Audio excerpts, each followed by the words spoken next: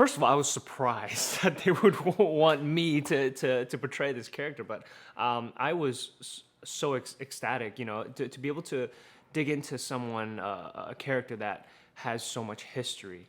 I think, usually you have, I don't know, 20 years of history. This guy has 400 years of history, and he's definitely lived more than just a rock star lifestyle. He's lived through a lot, and also kind of grew into being from a demon to a human. So, I mean, what other character on television are you able to portray than an awesome character like Magnus Bane?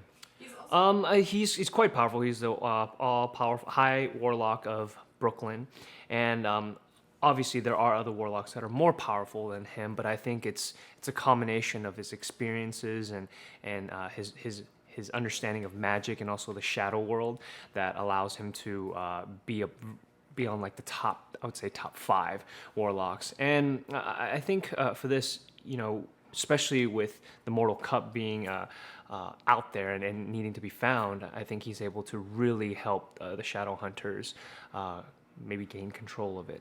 There's definitely a lot. I think there's that rock star element, the Perry Farrell and the David Bowie and even Prince. And what's interesting to look at, even the modern takes of pop stars, is the K-pop. Especially bands like Big Bang, they definitely have that flavor and have a lot of the elements of kind of the was it like 19th century, and there's different centuries involved into Magnus Bane. And I think for him being 400 years old, what's really fun about creating this is he's taken a little bit from each century and added on to his style.